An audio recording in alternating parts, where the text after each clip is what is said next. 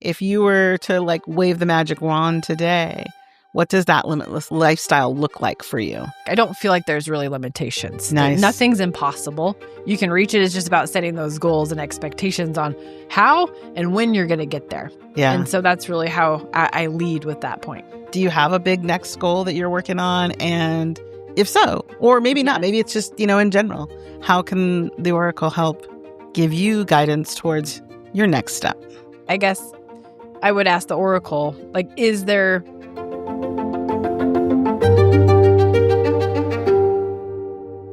Hello and welcome back to the Oracle on Purpose podcast. I'm your host, Leah Dunlap. Oh man, I am so excited today. We have the most amazing guest. Her name is Tamara, and Tamara is with Broadcast Your Authority. Now, I have known Tamara for a minute or two, and what I'm really excited to share is why, for me, when I saw what you were up to now compared to when I knew you many moons ago, I just loved your journey. I loved how much you have scaled your business, but also stayed so true to who you are as a person and how you want to live your life. And because, of course, this is what we're all about here, is what does it take to live a limitless life of purpose and prosperity? I really am excited to have a conversation with you today to share that story with our audience. So tell a little about yourself, where you started with Broadcast Your Authority and where you are now. I feel like that's a loaded question. It is. Well, I'm grateful to be here. Thank you, Leah. I appreciate you in this beautiful space that we have here today. It's incredible. A little bit about backstory, how Broadcast Your Authority came to be. It really started, I was actually unfulfilled in my life and my career in my 20s.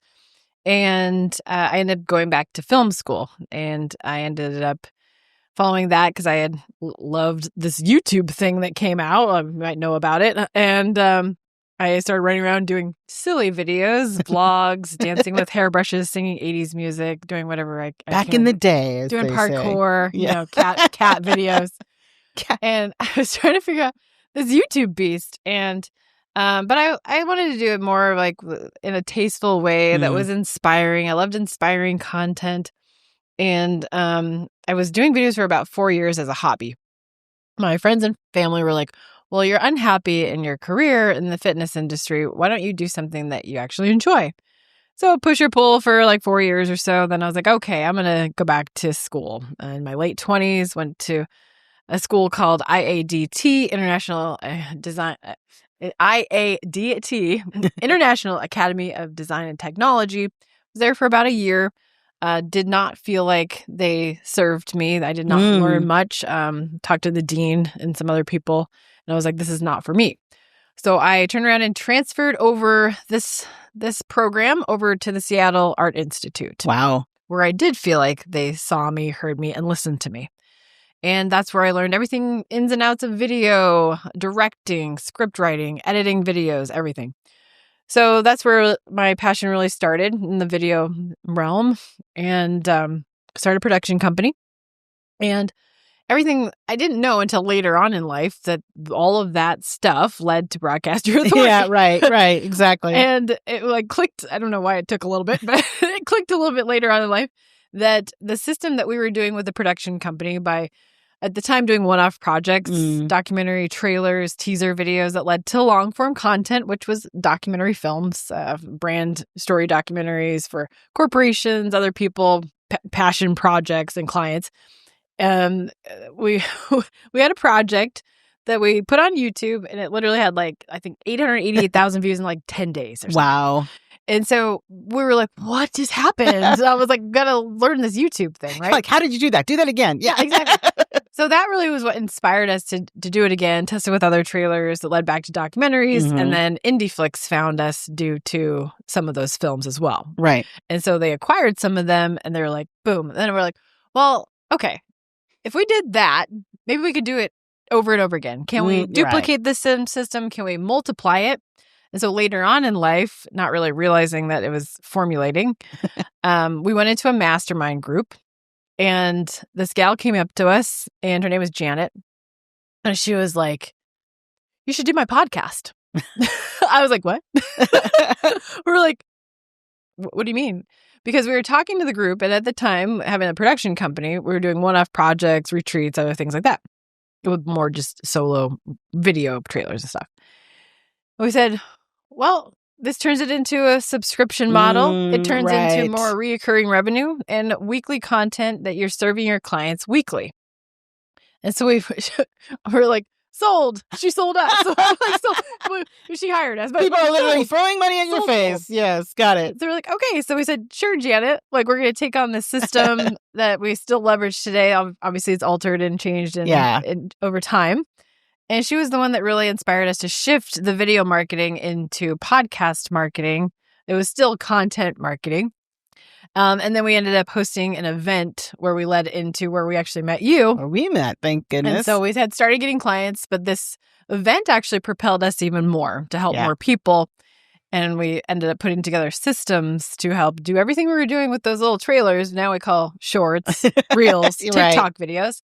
Leverage micro content to the full length. So it wasn't a teaser documentary anymore. It was now shorts to video podcast, but it was consistent. So you pay attention to data, see what works, see what doesn't work, analyze it, change, shift on that side. And so that's really how Broadcast Your Authority came to be, not really realizing that this whole system that we had started was going to be applied to video podcasting for more people to get their message out there more consistently, optimizable, and just helping serve more people. Absolutely. What if you could tap into the law of attraction with precision and power on your terms? I'm Leah Dunlap, and in my audiobook, Power Up the Law of Attraction, I give you the no-fluff blueprint to create a life of purpose, prosperity, and peace. Ready to stop manifesting by accident and start creating with intention? Download Power Up the Law of Attraction now on Audible. Now, back to the show. Well, you think that's a really important piece to talk about too, is like we often, and a lot of the clients that I work with as well, who are women founders or entrepreneurs, they can sometimes kind of hold themselves back because they've done all this work or they've gone down a certain path and they're worried. Like I've done all, like I don't want to waste all this time or this product or this service that I created. And so they keep it and they keep themselves kind of small and stuck to it. So I love that you now can say, oh, I see how what we created actually is still kind of the part of what we're, the foundation of what we're building. Mm-hmm. And I think that's really important for people to realize, like, nothing's lost, right? Like, so all of your early silly videos, your cat videos, like all of that. Hidden on YouTube. Yeah. Somebody was asking. Yeah, they're definitely not lost because video lives forever. But I mean, just the experience and your own journey of all of that experience stays with you, whatever you end up doing, right? So you get to even create inspired, right, to do more. Because I was, back in the day, graduating from the film school, started a production company. I was more like a freelancer when we were first starting out. I was the main editor. I had the background in all of it. Nor did I want to do all that all the time, and started delegating out over the years.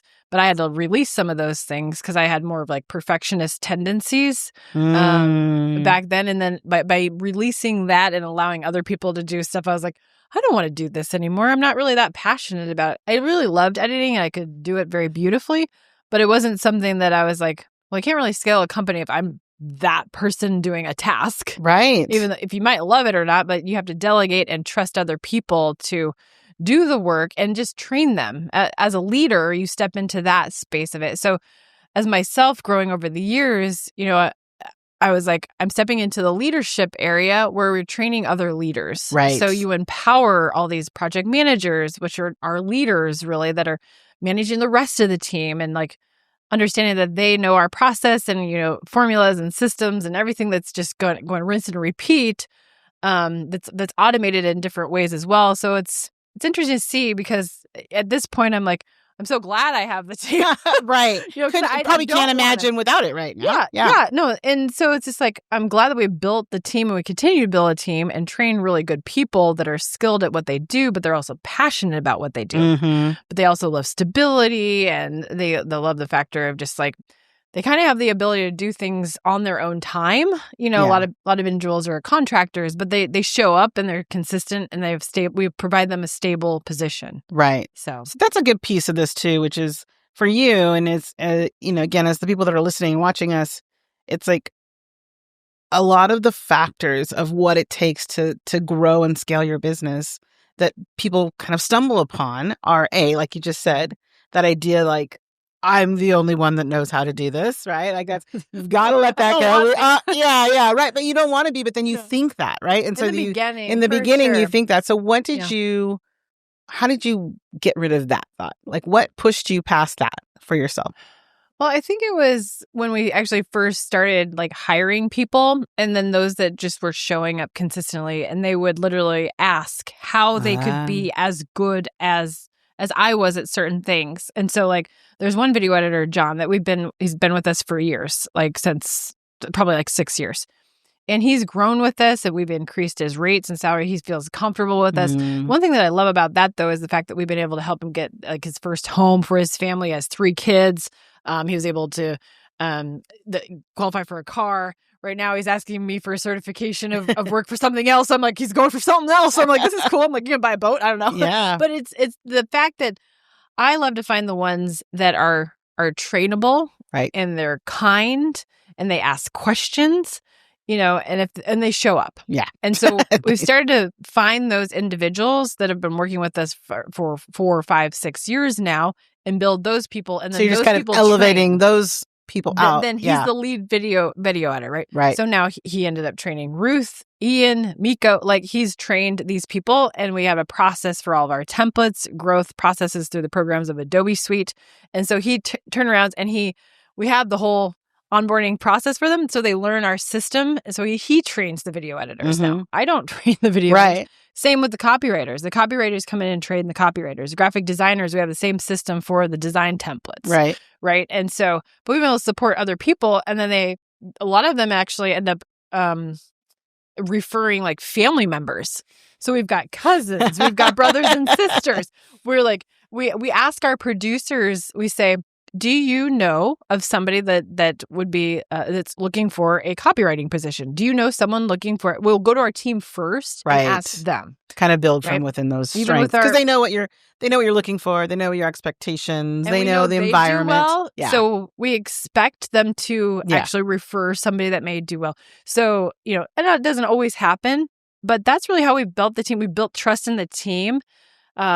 Give them the leadership role in their own position, and they're the ones leading, right? Like everything, like we're Danielle and I are leaders over here. We're overseeing that visionary side of it. Yeah. We understand strategy and things that they might not understand, but that's not their focus. Right. And so that's really what's been unique about it, is to watch them grow, be able to support them, and we're building the team, but we have like a team culture, which is great. It's all remote. And a lot of people say like, oh, like how do you do it remotely? For sure. But you really can communicate with people daily through Slack and through different messaging tools. Did it take you a long time to step away?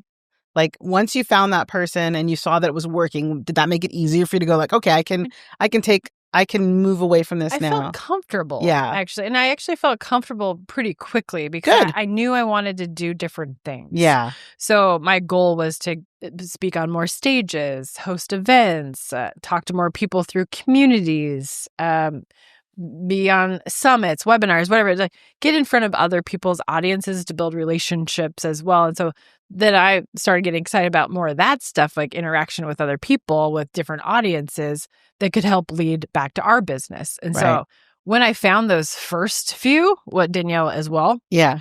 When we found those first few that have been with us forever, like just like we still check in, do audits and stuff like that, because every so often people need to be put in check. Yeah, right. But yeah, we've got a great team, and we continue to find those people, and the team brings in the next team. Yeah, so that's really amazing. Unique. And of course here on our show we want to talk about, like, as founders, for me and for the people that I work with, it's really important, like the purpose of creating a business or being an entrepreneur, comes down to the lifestyle, right? And what we say is like a limitless life of purpose and prosperity. Yeah. And it sounds like, you guys have done this great scaling up. And what I'm hearing underneath this too is it's like, oh yeah, when you let go of these things, you and Danielle got to have a different kind of lifestyle. Can you tell us a little bit about, like, if you were to like wave the magic wand today, What does that limitless lifestyle look like for you? I truly believe we're already evolving into that limitless lifestyle. You had just mentioned the term letting go. And so letting go has been one of the biggest themes in my life since sobering up. Right. So having now over 14 years sober. Congratulations. Thank you. There were a lot of things that forced me to let go of things and change. So when I read the 4 agreements, be impeccable to your word, always do your best, don't make assumptions, don't take things personally. Like each time I read that book, I was like, it's such a basic book, right? But it really taught me to let go. Right. Like that was the book I don't like to read. It's very tiny. It was literally provided to me from my last alcohol treatment counselor like years ago. And she was like, you need to read this. Yeah. And she's like, it's going to teach you to let things go. And I was like, okay, whatever. So I just kind of went through and I started waking up each day saying like, hey.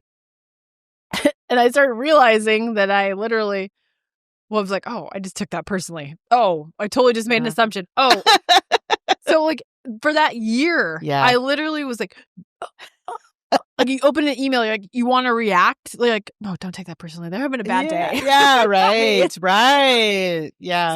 So that book, even though it was like very like small, short, and like you think, oh, those are easy, right? Yeah. But if you don't apply those things in life and business, like that really changed my mindset on the change of shift of that. So when I started doing that, letting things go, I think that led more into more of the limitless life because we started to do other things. We let go of not just inner stuff or mindset or things like that, but we started letting go of tasks, letting go, moving forward in the business.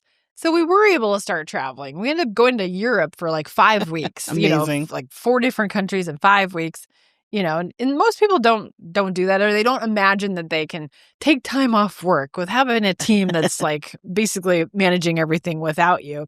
So it's like, we've been able to do that and just make decisions like, this month alone, we traveled 3 times. So, we're like going to Austin. We're up here. Well, we're in our home state, but we're traveling. We're going to Portland, but we have the choice to do so and lead that limitless life. Like we don't ever want to feel like I don't feel like there's really limitations. Nice. Nothing's impossible. You can reach it. It's just about setting those goals and expectations on how and when you're going to get there. Yeah. And so that's really how I lead with that point. So I'm curious, because of course, this is the time in our conversation when we get to have you ask a question, the Oracle, about where you'd like to go next or what's on your mind about what that next big goal is. Do you have a big next goal that you're working on? And if so, or maybe not, maybe it's just, in general, how can the Oracle help give you guidance towards your next step? That is a great question that I'm going to ask a question. Yes. You wouldn't be the first or the last to do that, but yes, go ahead. I think one of the things that we're focusing on now, basically contemplating on some of our next decisions. So we have different opportunities that are arise in front of us through either one, investing in a specific position that could amplify a specific role to help us get to the next piece that we're looking at. Is it that direction, or is it more of a side of, honestly, we're just trying to figure out, like, it's like, is it an individual? Is it a system? Is it budgeting? Like, there's just different things that we're kind of like toying with. I guess I would ask the Oracle, like, is there something that's being seen on a different, there's also a partnership opportunity. Is that, I will just say, is that correct? I literally got the ding, ding, ding on the partnership, right? Because the first piece you asked, it was like almost when you said it, right? Like, is there a person bringing in? And it feels much higher than that. Yeah. Literally, I just got the chills too. So literally it went like, no, up, higher. Like she literally felt me going like higher. And then you said that the partnership is here. So the partnership will allow for the other things you're talking about to take place. So reaching that partnership level is really what's going to open all. Because then it can unlock. It's going to unlock all of that other stuff for you. Yep. Because absolutely. Honestly, we have conversations in probably about 3 different areas where we're determining, like, these are all great areas, but which would make the sense to get to the next place faster. Right. So the partnership comes first, but it's, I mean, I can even just tell you right now, it's like the partnership the position. And interestingly enough, you're going to have the position and kind of like the reorganization of finances will be playing with that. And then that third piece comes in. So it's like that makes partnership that this will affect this. They're going to go side by side, and then the last piece will fall into place. And to the partnership, interestingly enough, she's sharing, this, and like you are both ready to rise energetically to hold space to be partners, right? Like the partnership piece of this isn't one-sided. Good. Right. Yes, so keep that in mind. Keep yourselves at that level. I don't typically like to talk out of turn for somebody who's not here, but I know we're talking about you guys as partners, but and I know Danielle as well. Yes. So this is a great next opportunity for her to kind of pull into that energy so that two of you come as a vibrational high level partner to this other partner. Okay. Yeah. So keeping that in mind when the negotiation starts or when things start happening, and so that's your work is to keep that energy together and move in with that, because all of the rest of that's totally available to you. That 100% makes sense. Yeah. Yeah. No, I do agree. I liked validation. Yeah, absolutely. Areas, so well, and it's, and that, thank you for saying that, because I think people ask like, what I get from talking to the Oracle? It's like, really oftentimes it is just that validation. But sometimes if we don't have the validation, we get stuck not doing something, or we wait and we don't, you do the other one backwards. Right. And so what does it cost to not do it? Well, maybe time, maybe money, maybe energy, right? Yeah. So why not get the assistance to get it, to have that knowledge and have that insight allows you to perhaps then go for that partnership. Yeah. So I have one question. So the way that I normally work is kind of crazy sometimes, where who you're talking to, right? I feel called to do something where Danielle obviously has accepted that at this point, because she understands if I feel how you do things. Yeah. I feel like I need to do this. Please trust me. Let's do this. Right. So she's gotten that and seen things and results. So my next thought is for this partnership role. This partner has an event towards the end of the month, which would cause me to travel like 4 times. I'm not seeing that. I don't know if I'm seeing that or not. Flying out to support that, where I have so many other things going on as well. I don't know if that's even necessary, but my thoughts are always like, build the partnership. Right. However, I was just saying, yes, but this is where you get to be in your power. Makes sense. Right? Like, don't overstretch yourself. Yeah. This is the beginning of a part. This is the beginning part of a partnership where you don't need to show additional. Like, you're not going to lean over too far. Okay. To make it happen, because you need to be in your trust that it's going to happen, and that you have just as much right to your own time as this person, or you. So you don't want to I think that's the whole point she's making earlier. But don't overextend yourself, because what that says is that there's some pure validation. Yeah, it's not necessary. No, not necessary. That. Nope. No, absolutely. And that's why it's not necessary, right? Yeah. It's not just it's not tiny. Yeah, because we made the initial. That would be like a third situation. And it's, we've already gone through the first 2 initiations. So she's just saying trust that you don't have to do that extra. Perfect. You're good. You're solid. Absolutely. Yeah. Wonderful. Well, thank you so much for being here. Share, of course, with our audience how they can learn more about all the amazing things you're doing. And of course, if they're out there and they're wanting to start a podcast, of course, I'm going to just give a shout out. Absolutely. 100%. Recommend working with you, but tell them how they can work with you if they want to. Well, first off, I love your podcast. Yes, it's such a great podcast. Thank you. And all of you who's watching, subscribe to the show. You can reach us at broadcastyourauthority.com. We have got Broadcast Your Authority on Instagram, TikTok, YouTube channel, of course, and the audio podcast platforms. Myself, I love Instagram. Tamara Thompson Official is my Instagram handle. You can reach out on Facebook and other things, but I do tend to hang out on Instagram myself. If you're interested in starting a podcast, or maybe you're looking to get featured on other people's podcasts, we have both avenues to work with individuals just like yourselves. Primarily work with business leaders that have built success and they're on that next piece to amplify their voice or restructure their marketing to get more opportunities and visibility. So Leah, it's been great to be here today. Tamara, I'm so glad I got to do this with you and to let a light shine on you and all that you're doing. I think it's so amazing. For those of you watching, Tamara Thompson, amazing broadcaster authority. Thanks for being here. For those of you watching, of course, as she said, subscribe, hang out, come back. I'm Leah Dunlap. This is the Oracle on Purpose podcast, and we will see you next time.